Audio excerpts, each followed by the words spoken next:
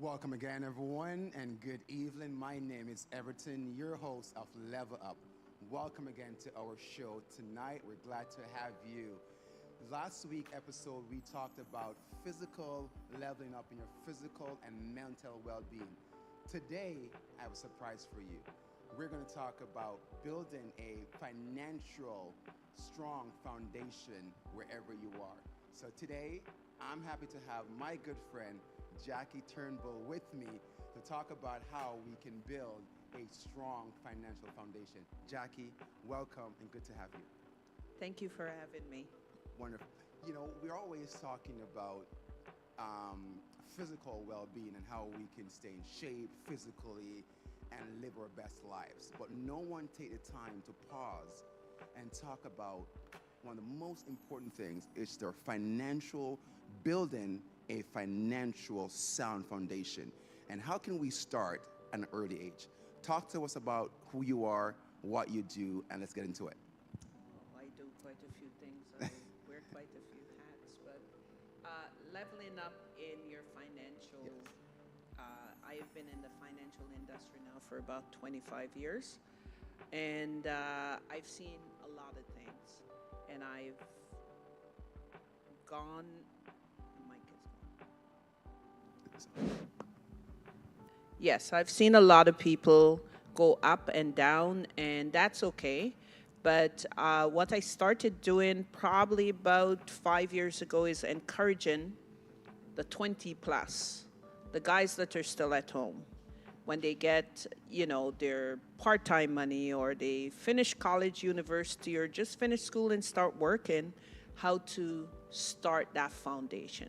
Because a lot of us did not get that heads up, and they have the best leverage because, it's only so many running shoes and Prada and all of these brands that you can buy before you run out of closet space and realize that your account is still empty.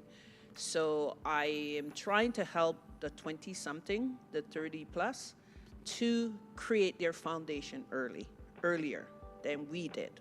Well, absolutely, because you know what? That's a great point because I don't recall when I was in my 20 plus years, I had someone to set that foundation for me. It's now in my 40s, I'm looking back and saying, I wish I had someone in my 20s to come to me and said, if you do X, Y, Z, this will help you to build a stronger financial foundation. Question for you before we go into it. My daughter, help me with this one.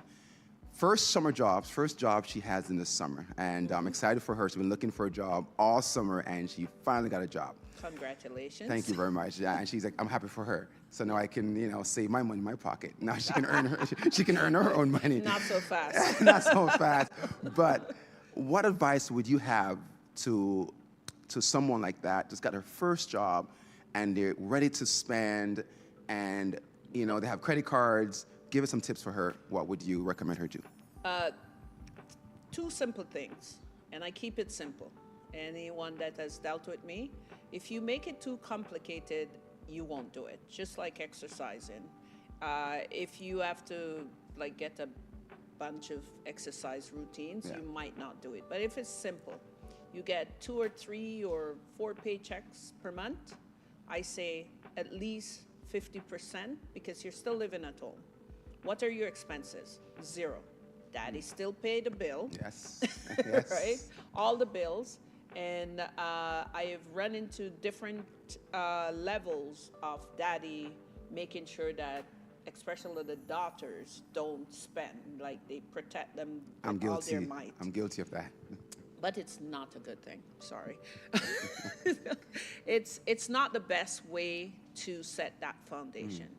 Is to have the conversations, just simple conversations. I will go back to when my daughter got her first job. And it might sound cruel, but it works out, right? Is you have your first job, you're still living at home. Write me 12 post-dated checks. It's called your rent. I was not spending that money. I was tucking it away. So when she was ready to get into her first condo, she was surprised to know that money that she was given to me just before she got mad and moved out, it was tucked away. When she bought her first car, she didn't have to go get a loan. So those are the things. When she finished school, we were able to put that money and pay off the student loan. I didn't pay for school. I paid for housing and let her take a student loan. But I was ready to pay out the student loan from some of my money and her money. So it's setting those foundations, and the foundation is not protection. It's teaching them discipline. Building that foundation. Just building the foundation is giving them discipline. It's, I'm not spending your money, but I don't tell her that, right? Because if you tell them that, what's going to happen? They're just going to be lax, right? But 12 post-dated checks sounds like you're being cruel, but we do have to have this conversation, because when you move out and go to your own apartment, have to pay rent, have to pay mortgage, because shelter is the number one. You have to pay for it. I can't pay for it for the rest of your life. So I'm teaching you the foundation. Those are fundamentals that you must learn. Those are some great building blocks. As I said, when we were at that age, we didn't have anyone like that who taught us those building blocks. And it may seem like it's tough love, but it's great love. It's if you don't do it like that, what you're going to end up with is other problems. And the other ones you don't want to deal with. Rack up the credit cards, can't pay, bad credit. You can't do anything because you have bad credit. So, you know, I take the younger ones who are ready to listen, because sometimes they're not ready to learn. You mentioned about credit, because one of most, being in the real estate business, credit is vitally important, but we never had anyone at a younger age, as I mentioned, to teach us these fundamental, important principle about financial and maintaining your credit and how important that is. Can you talk about that a little bit more? How I transition the idea of credit is, your daughter is going to university. Yes. I think it's Carleton, right? Yes. Congrats again. Thank you. I've met her. She's quite very intelligent, if you ask me. I must say that goes to her mom, not me. Okay, let's give her mom that credit. But how I transition the credit, because if you do it complicated, they won't understand. So simply, when you went to school, you aimed for grades, right? Yes. That was the goal, to get the best grades, right? So when you're adulting, right, you aim for credit. You're replacing your report card with your credit report. Great perspective. So if you replace your credit report with your report card, then the same grades you got is the same way you should learn how to manage and understand what you're doing, because you have to understand your subjects to get great grades. You have to understand how your credit work if you want to maintain your credit.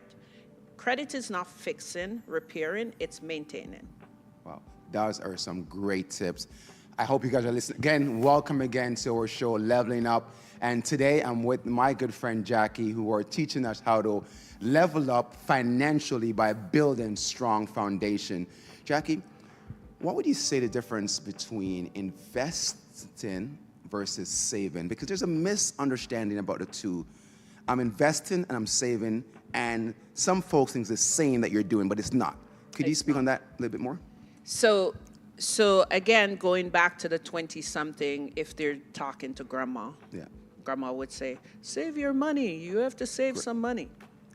That means... In the mattress? No? Yes. Shoebox, mattress, put it in grandma's wallet, she will keep it for you. Yeah. That kind of thing. That's saving. It accumulates without interest or without proper interest. The magic of investing is compound interest, right? And you can get further into that, but that's an entire topic. So saving, I take it to, my credit union, my bank, and I can watch. That's why the bank call it a savings account. Because if you ever look at what they give you on your money, you're saving it. And they're compensating you with a couple of pennies because you left it there. So you're saving it there, but they're investing it. Yeah, so when I hope the banks don't hate me for this, but when you save your money, that saving account, that it's important to start somewhere, so don't get me wrong on that, but you want to have an investment account, right? If you have a saving account over here, it's like for fallback, Okay. a little bit of cash flow. But where your big money should be is in an investment account, not a saving account. Okay. So the difference between the two is one is actively working while you sleep, and the other one is sleeping while you sleep. Okay. Any advice for the university students who may have grants and they may have extra funds that they may want to put aside? Any suggestion for them? Because I know that there's, so for example, my daughter, my niece as well, she's in university and they have grants that they applied for and got some grants, and they may have extra cash flow from working or from these grants. Would you suggest or recommend that they invest some of these money, or what would you recommend? Must. Don't spend it. Don't spend it. If you get a grant, this is a swap out for university students, if Yes. you're listening. Here's a swap out for you. So you get, let's say, 5,000 in a grant, one grant, and you do another 2,000, and you end up with about 10,000 grant in a school year, right? And your student loan, you still take student loan, but your student loan is about, let's call it 25,000.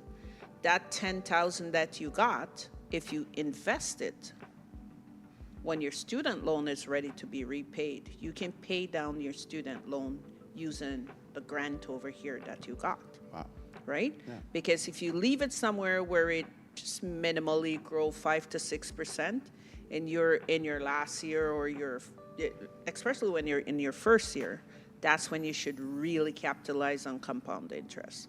It's not going to be a long-term investment. It's going to be more a short-term investment, but there are ways to do that so it benefits you. Okay. And would you recommend any particular? Would they speak to someone like yourself, or? Yes, Or, definitely speak to someone like myself. I give the rounded view. Look at your goals, right? They're still living at home. Their next goal is to have the best car. That's their goal. They don't go beyond the next car. Oh, when I finish university, I want, a BMW, this and that. But let's think practical. When are you going to buy that first home? When are you planning to go back to school? Are you planning to expand on your education? How long between now and then do you think you're going to start having kids? So you do a foundation, because once kids come, everything becomes unpredictable and expensive. I think it's so important, Jackie, that you touch on that, because I recall when I was in college and I got my first credit card, I just want to spend. And I never thought about my credit score or what would happen if the funds ran out. And I remember when I finished, I was in panic mode trying to pay back my tuition, and I didn't have any backup plans. Looking for work takes time. Yes. And I learned after how important credit is to maintain. After the fact. After the fact. So I learned after I made many mistakes. So today we're here on Level Up, and we're trying to help you younger ones how to avoid those mistakes. Pitfalls. Money And avoid pitfalls. those pits. I went into those pits. We're here to challenge you to level up to avoid those pitfalls by building a strong financial foundation with our good friend Jackie. Jackie, first-time buyers, we'll get into that a bit more. Can you touch on what it would look like for those who are looking as a first-time buyer? What the process look like for those ones? There are different ways first thing you have to think about when you're thinking about purchasing, Yeah. you have three important things to think about: down payment, credit, and income, right? So how do you start off? Now that I'm earning money, what should I do? So I say, tank away as much as possible, the maximum you can every year in your RSP. Again, speak to the massive out there, the younger ones who have not bought that first home as yet. I know the media make it sound like you will never be able to afford a house. I was going to say the same thing. It just seems But impossible. I am here to dissolve and dilute and delete that concept because everything takes discipline, right? 40 years ago, when your parents bought a house or your grandparents, they were on a different income and they did it. That is 40 true. years forward, I've seen where your daughter might graduate school, not might, she will Yeah. graduate university, and she will walk out in a six-figure income.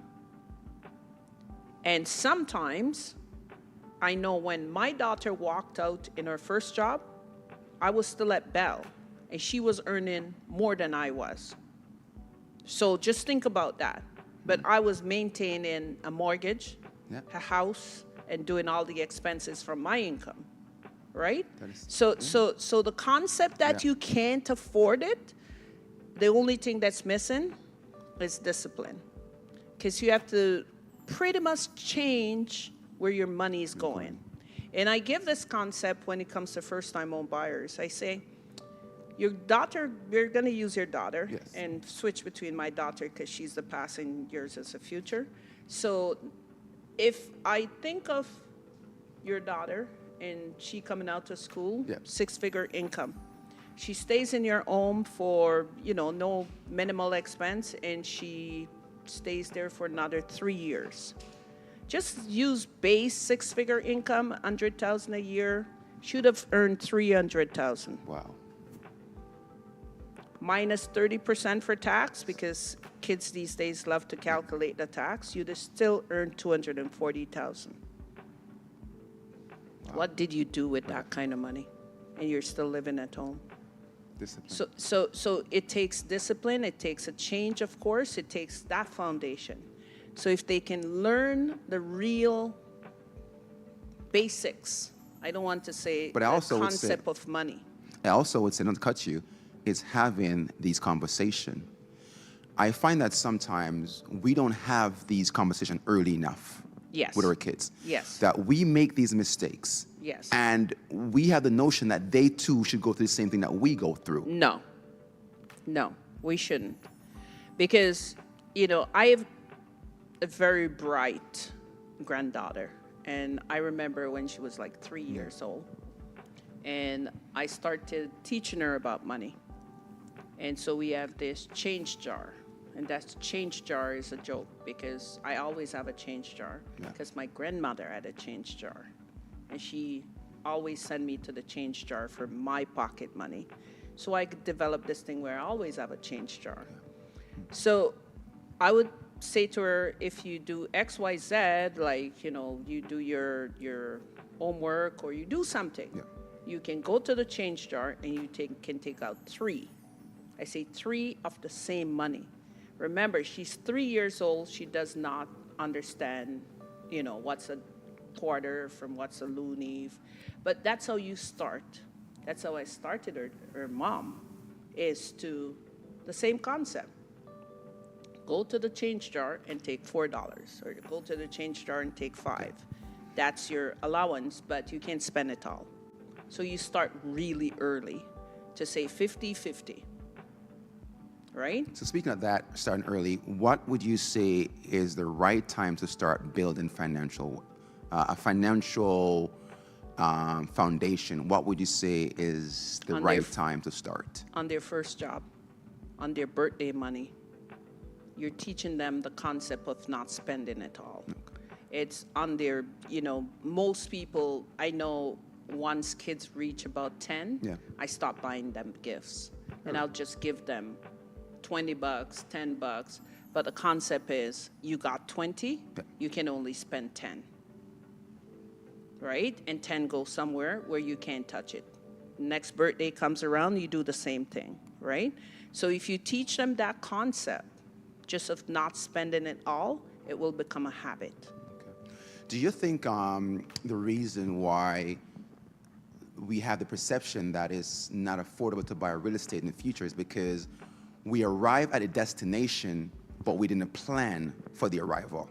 Do you think that's what's behind that? Some of that, and just the media, I feel like the media tarnish the younger generation Yeah. to the point where they're spoiled. So they just spend everything that they see. If $10 come in their hands, just like I just talk about the basics of starting the concept of not spending it all. And most people have a problem because they spend it all every time. They even spend it before they get it, right? So that's our generation now. By the time they get that paycheck, it's gone.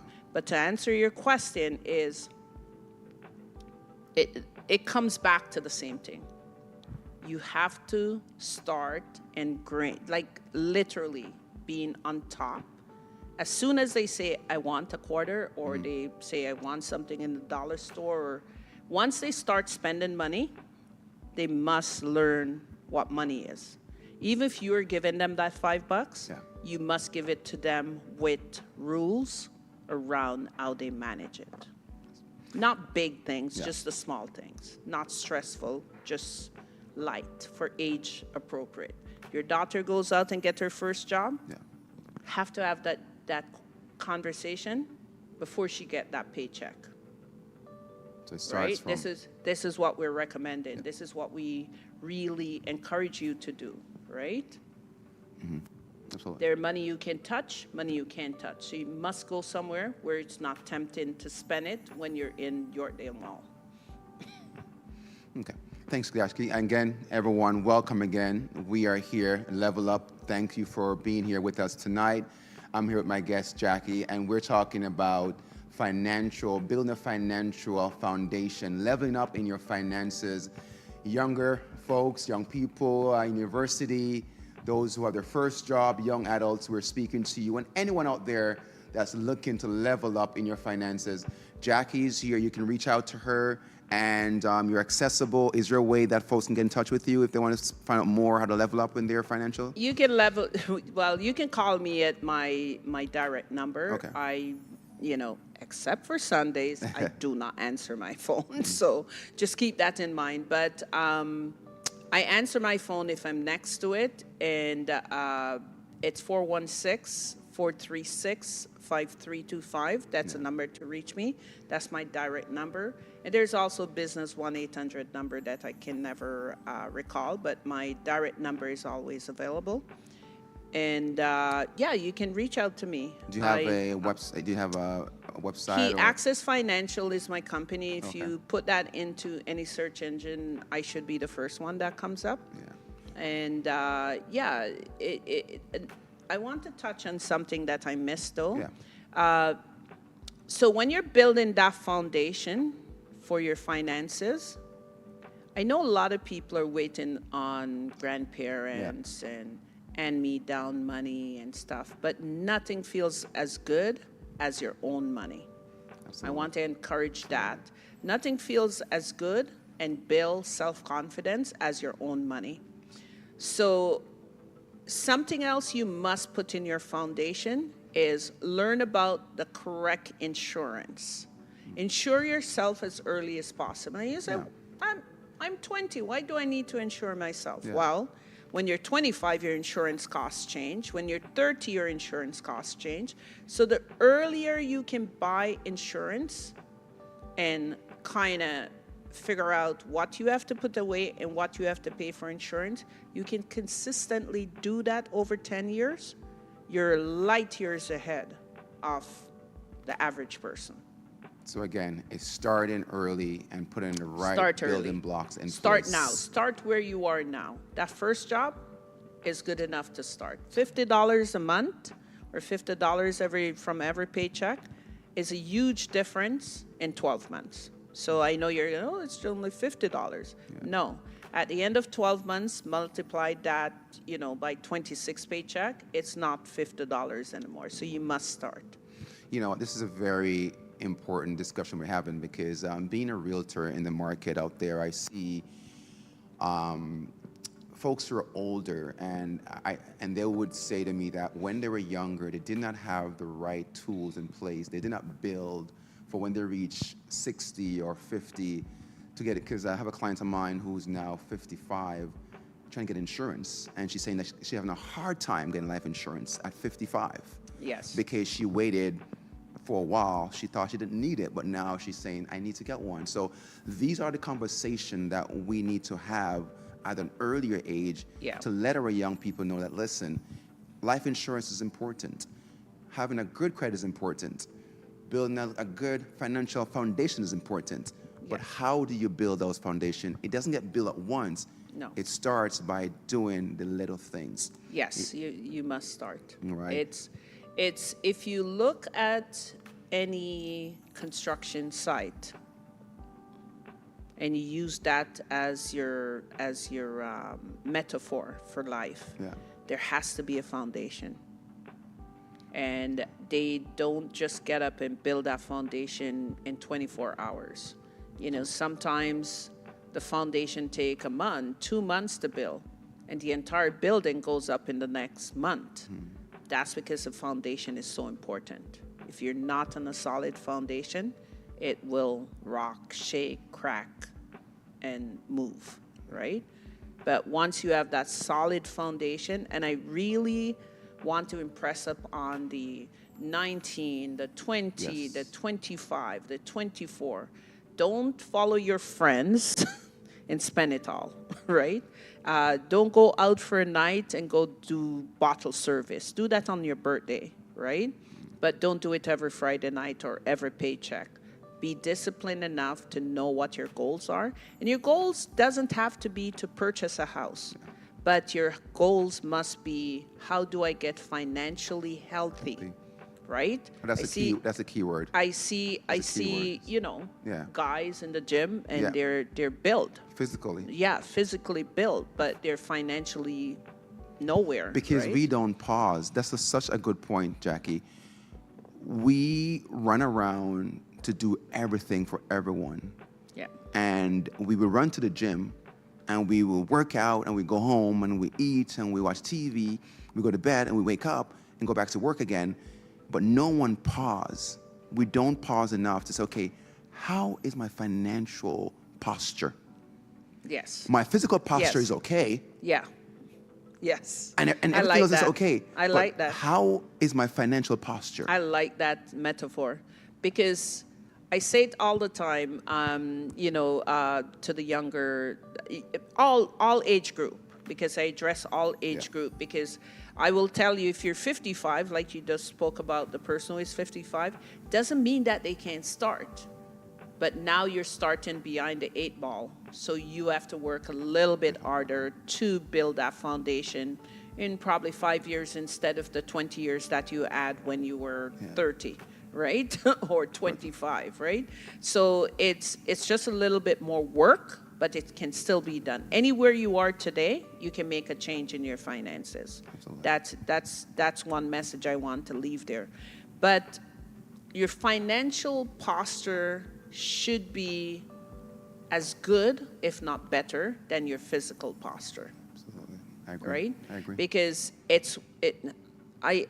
I also do some credit counseling, and I always say to a person, take 30 days or 60 days of your bank statement, not on your phone, thank you. Go to a Staples, go somewhere and print it out and sit with it and look at every transaction that went through that account. And if you can't tell where something was spent, it's called miscellaneous. And if your miscellaneouses become more than what you can remember where you spent it and what you did with it, and if it's more entertainment than, you know, fixed expenses, then you need to kind of really do some work on that line. And we don't take enough time to do that because we're so busy doing everything else. That and is we don't true. take time to, as you said, to pause, look at your financial statement, your posture, and see where am I losing, what's going out, and what is it going towards, and can I avoid doing those things? Is it a benefit, or is it taken away from something I can do for my kids or for myself, going on vacation? Self first. Yeah. So I teach self first because self first is important. So I want to use this metaphor, and it was a light bulb moment for me probably back in 2010. I was going through a transitional period, And it was a light bulb moment for me because I was on a flight to Jamaica when, for the first time, remember, every time we go here, you will hear the same thing. But the light bulb moment was when you're on the plane, they say one thing and one thing only. Put your mask on first. And that's what I encourage everyone to do. Put Thank your you, mask Jackie, on first. for being here with us tonight. Again, everyone, thank you for being with us, and looking forward to have you again on Level Up. Have a great evening. Thank you for joining.